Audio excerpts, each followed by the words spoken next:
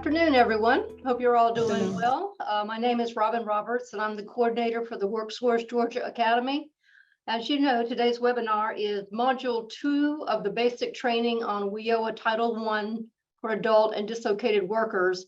And today's focus is on income eligibility. As a reminder, these training modules are designed to provide basic information to assist LWDAs with onboarding, updates, and refresher training. More detailed trainings are being developed to address more complex situations, to build on these basic training modules, and to provide additional job aids.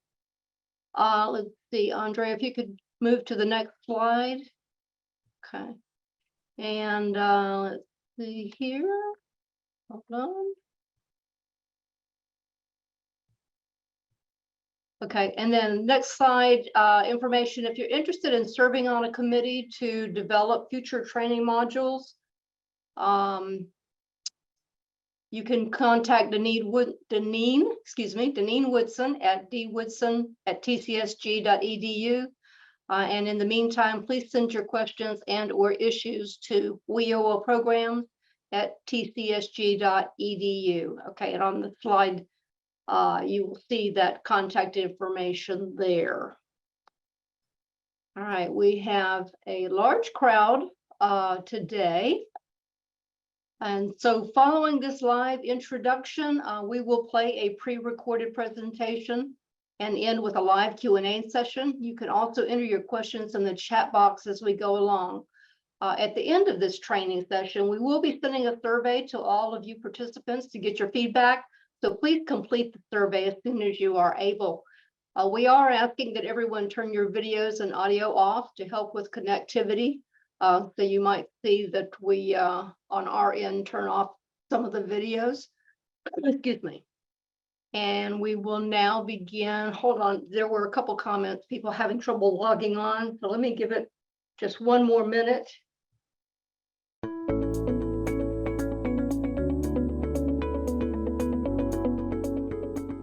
Hello and good afternoon. Welcome to Income Eligibility. My name is Jaleesa Martin, and I will be your navigator for today's training, presented by the Office of Workforce Development. This is our newly created job aid. Depending on where you are in the process with the participant, income eligibility will need to be determined. Income determination would fall under steps 2, 3, or 4 on the job aid map. Our training objectives are as follows. We will review income eligibility. We will discuss self-sufficiency determination with emphasis on eligibility for training services and eligibility for supportive services. We will define LLSIL, which is the lower living standard income level, with questions such as what is it and when to use it. Reminder that this training covers adult and dislocated worker, although youth is briefly mentioned. Youth-specific training will be available at a later date. First up, when to consider income. It is important to note that when considering income, family size must be determined first. Family size will be determined by counting the maximum number of family members in the residence during the last 6 months, not including the current month. Income is defined as the amount of all reportable income for each family member for the prior 6 months. In certain cases, an individual may be considered a family of one for the purpose of eligibility determination. This includes individuals with a disability whose family income may exceed the income criteria, but whose own income meets the income criteria. Income would need to be considered for basic WIOA eligibility, eligibility for training services, and eligibility for supportive services. Here are some honorable mentions to remember when reviewing low income and self-sufficiency. Low income and self-sufficiency are not interchangeable terms. However, they can be related. If you are low income, you are considered to be lacking self-sufficiency. On the other hand, if you're lacking self-sufficiency, you're not necessarily low income. So, what is the definition of low income? Low income is any individual who meets any one of the following criteria. A recipient within the last 6 months of SNAP, TANF, SSI, or state or local income-based public assistance, such as Medicaid, Peach Care for Kids, also known as the State Children's Health Insurance Program, Low-Income Home Energy Assistance Program, better known as LIHEAP, State General Assistance Programs, which there are currently none in the state of Georgia right now, Special Supplemental Nutrition Program for Women, Infants, and Children, better known as WIC, Pandemic Supplemental Nutrition Assistance Program, or also called PSNAP, Housing Choice Voucher Program, formerly known as Section 8, which falls up under HUD, Child Care and Parent Services Program under the Georgia Department of Early Care and Learning, better known as CAPS, and last but not least, Refugee Cash Assistance. This recently expanded list for state or local income-based public assistance is not exhaustive, and OWD encourages LWDAs to inquire about other potential forms of state and local public assistance programs available for eligibility purposes. These changes are currently up for board approval, and information will be sent out soon once finalized. Continuing with the definition of low income, that also includes any individual who meets any one of the following criteria. Member of a family with a total family income that does not exceed to the higher of the poverty line or 70% of the LLSIL. The individual is a homeless individual, receives or eligible to receive a free or reduced price lunch, is a foster youth on behalf of whom state or local government payments are made, or is an individual with a disability whose own income meets WIOA's income requirements. Friendly low-income reminders. Low income also includes a youth living in a high poverty area. Low income is a priority category or indicative of a barrier, as not everyone receiving WIOA services need to be low income.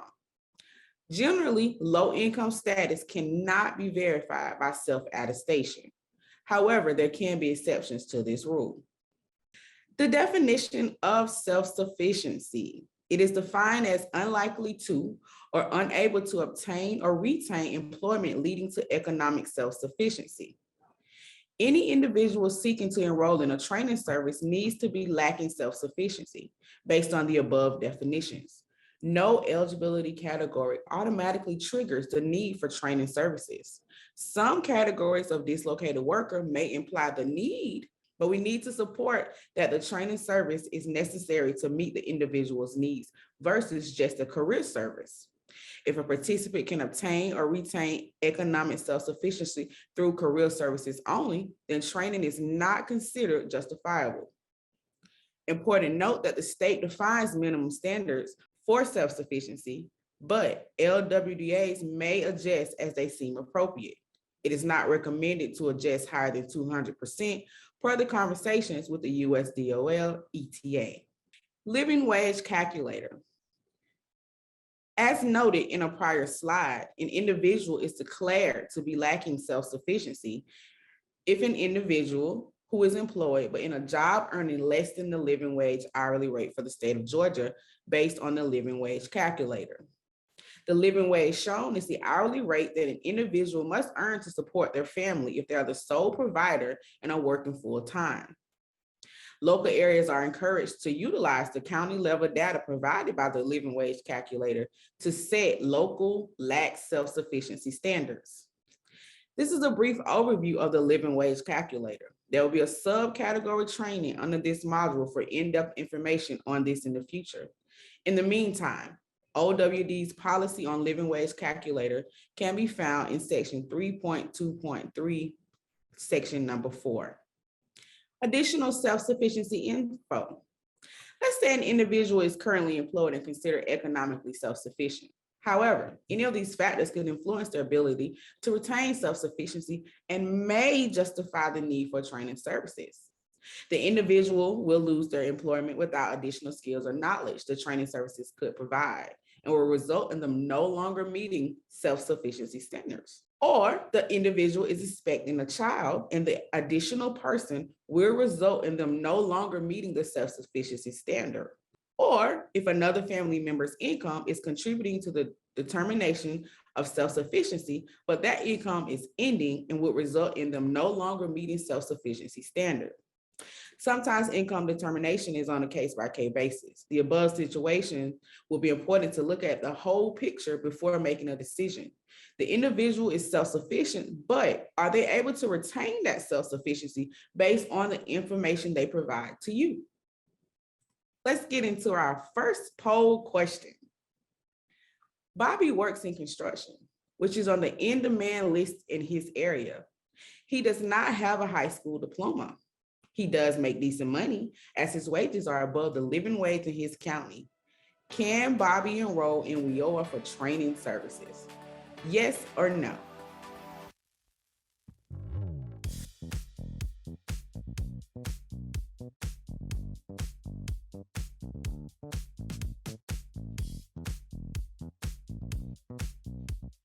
No, the answer is no. Bobby is not eligible for training services. However, we can offer career services and resources. He is automatically eligible for basic career services as he does not have a high school diploma, which we discussed in Module 1, and makes him a priority of service candidate. By not having a high school diploma, he is considered to be basic skills deficient. Next poll question. Let's get those thinking caps to working. The same individual, based on the information provided in the first slide, Bobby returns to the WIOA one stop. His job is the same. However, his dad has now moved in with him. Bobby is now his dad's caregiver. Bobby is unable to work as much, therefore he is making less money. Bobby's dad does not have an income. Can Bobby now enroll in WIOA for training services?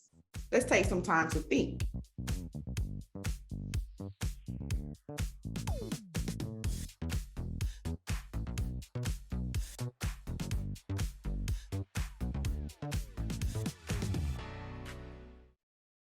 So based on all the information that we know, the correct answer is B. Yes, he is now considered a household of two and falls within income limits. His income is now reduced and his family size has increased since he is now his dad's caregiver. Moving along, eligibility for training services. Under 20 CFR, training services may be made available to employed and unemployed adults and dislocated workers who are determined to be unlikely or unable to obtain or retain employment that leads to economic self-sufficiency, in need of training services to obtain or retain employment leading to self-sufficiency, and have the skills and qualifications to participate successfully in training services. They also must have selected a program of training services that is directly linked to employment opportunities in the planning region and are unable to obtain grant assistance from other sources to pay the cost of training, such as HOPE and Pell. Eligibility for training services has also been referred to as justification for training services or suitability for training services. It is important to note that eligibility for training services is different than eligibility for basic WIOA services. These requirements are in addition to the basic WIOA eligibility criteria discussed in Module 1. A question that we are often asked is, do adults need to be low income to receive training services? The answer is not necessarily. An individual does not have to be considered low income, but they do have to be lacking self-sufficiency to be eligible for training services. And as stated prior, if they're low income, then they are automatically considered to be lacking self-sufficiency. If their status as low income is supported by documentation we already have collected and family income has been considered, no additional documentation is required to support their eligibility for training services. Next up, eligibility for supportive services. To be eligible for any WIOA financial assistance payments, a participant must have been determined WIOA eligible and be participating in individual career services or training services, be unable to obtain supportive services through other programs providing such services, and must comply with program regulations and policies during the period of training or enrollment. Service providers should provide no further payments to participants that fail to participate without good cause. The use of supportive services is encouraged to enable hard-to-serve populations to participate in longer-term interventions. The provision of supportive services must be determined on an individual basis. Eligibility for supportive services continued. Supportive services can be defined as transportation, childcare, dependent care, housing, and needs-related payments that are necessary to enable an individual to participate in activities authorized under WIOA. Follow-up career services, however, are not a qualified service for the receipt of supportive services. Therefore, an adult or dislocated worker who is only receiving follow-up services may not receive these services. All supportive services must have been approved and recorded in the WorkSource portal prior to the participant receiving or obtaining the goods or services. Backdated requests for services will not be approved. Lower Living Standard Income Level, better known as the LLSIL. The Lower Living Standard Income Level is used for self-sufficiency determinations. The state defines minimum standards of lack self-sufficiency as an individual who has a family income that is at or below 100% of the LLSIL, a food stamp or TANF recipient, current or within the last 6 months, an SSI recipient, an individual who is employed but in a job earning $15.36 an hour or less per the living wage calculated for the state of Georgia. In an earlier slide, we covered what self-sufficiency is, just as it is here on the screen. It is reiterated here on the LLSIL so we can connect the dots on how they coexist together. Self-sufficiency and low income standards are used to determine all income when registering a participant for WIOA. Self-sufficiency and low income standards are used to determine all income when registering a participant for WIOA services and or WIOA training services. Continuing with LLSIL, in this slide, we have the income guidelines for low income and for economic self-sufficiency.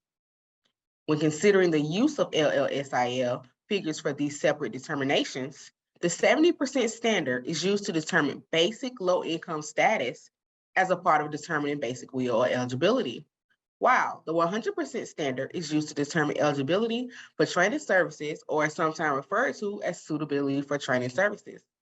These charts are updated annually and made available by the Office of Workforce Development. Surprise! Rodney was a certified truck driver before he sustained a disability-related injury that impedes his ability to drive long distances. His wife makes $80,000 a year. Rodney reviews the high demand career list and decides he wants to receive training to be a procurement manager. Is he eligible for training services? Let's take some more time to think.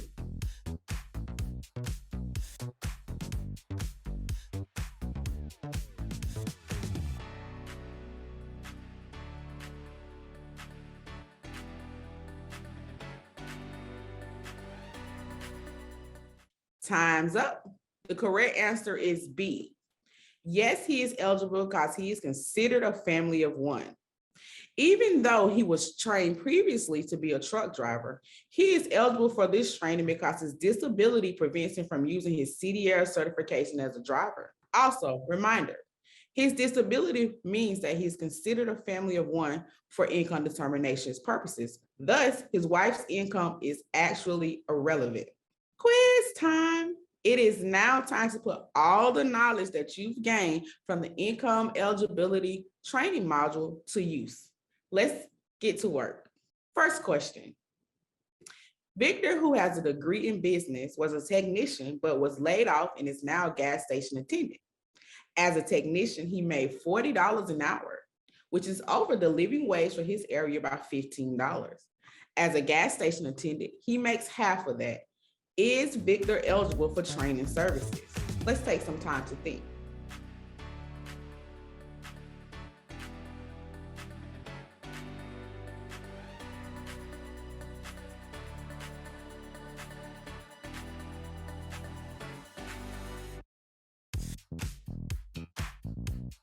The correct answer is C. He will be eligible as a dislocated worker. Per OWD's policy manual, section 3.2.3, section number 3, under self-sufficiency standards, dislocated workers may be considered to lack self-sufficiency if they are employed, but in a job or occupation that is at a wage or skill level that is significantly less than a job of dislocation. Next question. John is a justice involved individual who came in for training for services. Prior to becoming justice involved, he made $50,000 a year. He has not been able to find stable employment since exiting the transitional house 28 weeks ago. Question, is John eligible for WIOA services? And if so, what category is John eligible for? Take some time to review your answer.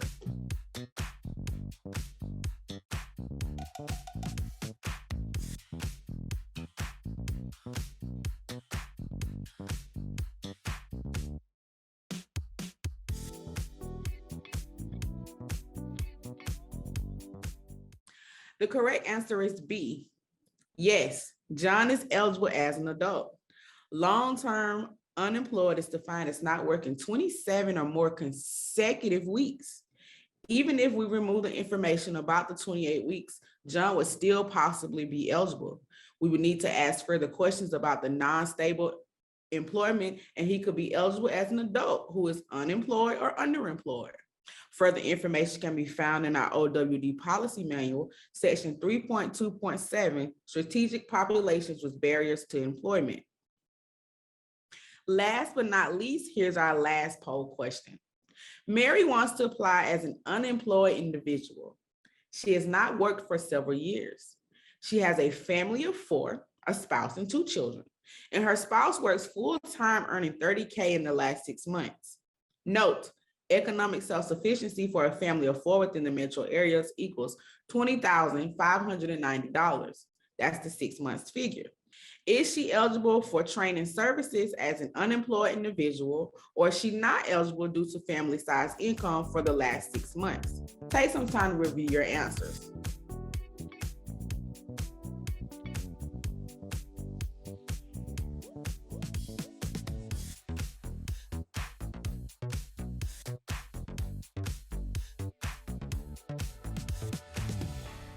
That's it, time's up. The correct answer is D.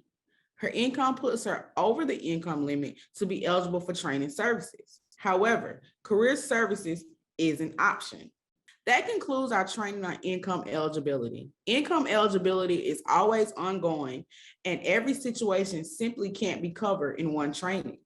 If you're ever in a situation that you or your team are unsure of what to do, please feel free to reach out to us at the above email, and we will be happy to assist you in any way that we can. Thank you and have a great day.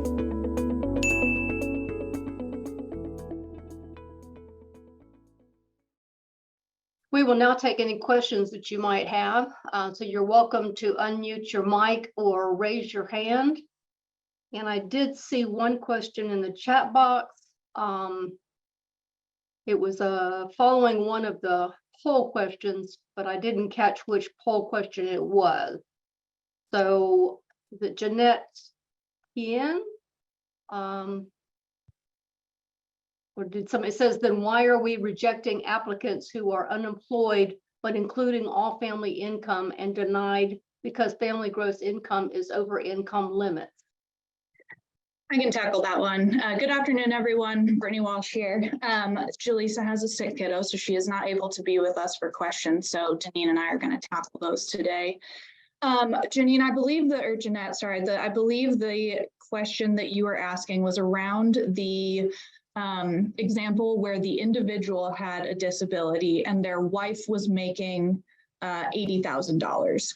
So what that example hinges on is the individual's disability. The federal regs tell us that if someone has a disability, we consider them a family of 1. If he didn't have the disability, then we would be considering his wife's income. But again, that disability then triggers us to consider them a family of 1. Which one other point I will make about that is never mind, that'll go down another rabbit hole. I'll save that comment for another question. Okay, a couple questions here. And actually, Andrea, if you would in the chat box or maybe even on this slide, put oh, there we go, Andrea, just she's so quick. And maybe on this slide as well, the email address, wioaprograms@tcsg.edu, if you have questions you want to send. But looking at the chat box, Can you define what family members are included in the family income calculation? Absolutely. I actually have the policy manual pulled up here, so let me pull that section up. So just to give you guys the citation, and we'll put together for the Q&A that's happening here, we'll put together a form that has these questions and answers in them, and I'll be sure to include the policy site. But in case you're curious, it's 3.2.3, family size, income determination, and self-sufficiency standards. For eligibility purposes, a family means 2 or more persons related by blood, marriage, or decree of court who are living in a single residence and are included in one of the following categories. So this is a married couple with dependent children, a parent or guardian and dependent children, and a married couple in general. You know, if you had 2 folks living in the same house that are not married, per these regulations, we don't consider them family. So by blood, marriage, or decree of court is what makes you a family member. All right. There's a couple questions asking about if the presentation will be shared, and I'll address this at the end as well. But yes, we will be sending out a link within a week with a copy of the recorded presentation and the PowerPoint presentation. And then as far as the Q&A, once the programs team has the opportunity to go through your questions, if there's any unanswered questions, to research that information, and then we'll send out a link to the full Q&A transcript. Let's see. Can you explain the question that applicant looking for employment past 28 weeks? And if you can jump to Adrian Williams' question, it's the same thing. Okay, why wouldn't the justice, this one, why wouldn't the justice involved individual not be considered as long-term unemployed? Correct. Okay. So without having the slide in front of me, I think that what that example hinged on, and I guess let me preface this by saying, for these type of trainings, we're putting together, obviously, y'all know, very, very basic examples here to demonstrate this. With that example in particular, I think what we don't know from the information given is how long they've been incarcerated.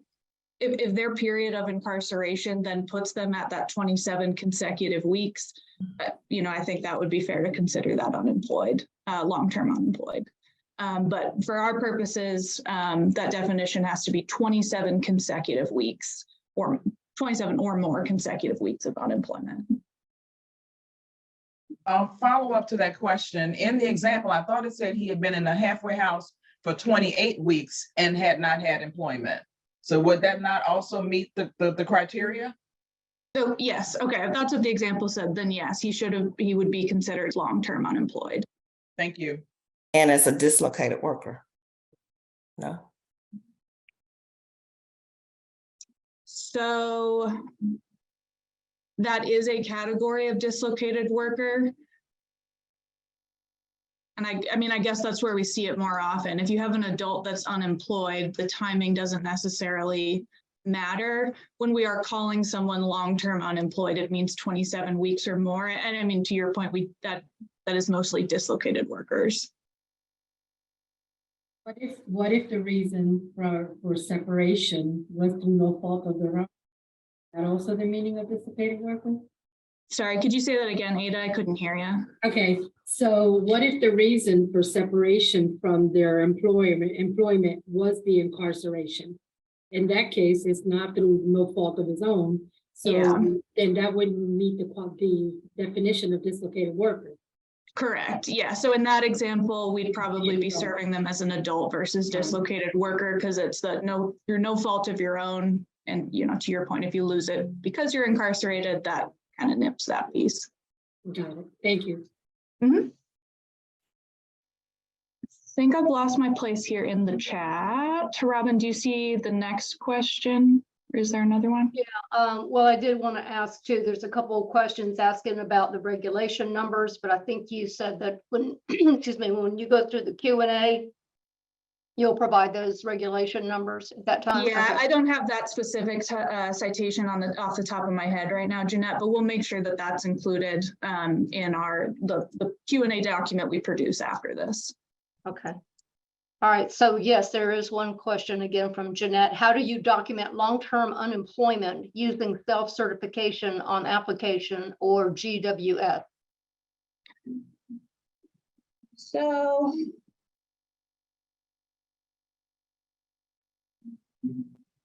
Sorry, let me pull up the policy manual here. I don't have the answer for that one off the top of my head. We have another document or another guidance document that goes into, what actually meets documentation requirements for certain criteria. I would have to pull that up and answer or look at that to answer. But again, we'll make sure that that's captured in the Q&A document that we produce. She says, thank you. Of course. Okay, any other questions? If you want to unmute your mic or raise your hand. We'll give it a minute.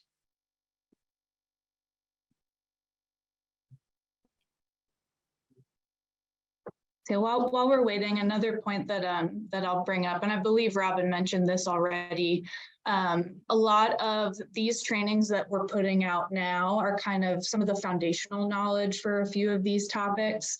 Like I said, the examples that we put in these can only be so complex when we're kind of making them up for the purpose of training. But if you all have specific instances that you've run into, if you have questions that build on these topics, like the emails here, the WIOA programs at tcsg.edu, please send those to us. We'll continue to put out and develop these trainings, and we want to put as many meaningful examples in there to help us think through examples. So those are always welcome. Feel free to send them to us anytime. All right, comment from Rosani that Teagle 22-15 provides guidance on data validation. And then a question from Joanne Dennis, why is SS not available for those in retention? Why is supportive services not available for those in retention? So that's part of the, actually I believe the statute, if not the federal regulations, that when we're in that follow-up period, supportive services are not a service that we're giving. Follow-up is really when we're checking to, capture information about where folks have landed, identify if they need other services, which if they did, that would maybe kick them back into being eligible for supportive services. But really the way feds see follow-up is us tracking these participants to ensure that they've gotten what they need from the system. But at that point, it's sort of us like stepping off of assisting them and really just checking in to ensure, that they are employed or continuing in education. But at the point that they stop receiving an activity that allows supportive services, then, they're in follow-up after that.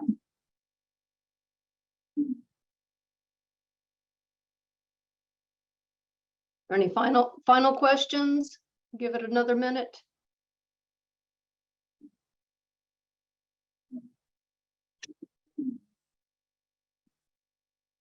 I got an email here that's applicable to this training. Lisa mentioned long-term unemployment. And I do want to make one important distinction here. Long-term unemployment in general, WIOA Title I programs has to be 27 or more consecutive weeks. For those of you that may work with or be more familiar with the dislocated worker grant that we have, that grant is, a separate pot of money. It has its own definition of long-term unemployed, and that's where you get into, I think it's the 15 weeks or more within the last 27 or something like that. So I just want to make that distinction that when we're talking about long-term unemployed for regular WIOA Title I folks, it has to be 27 or more consecutive weeks. The other grant was a little more flexible, but that's not applicable to our general folks that we serve under Title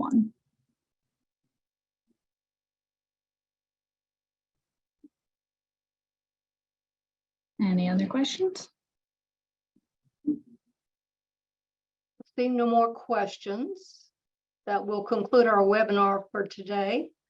But don't forget to take the survey, which you will receive in an email soon.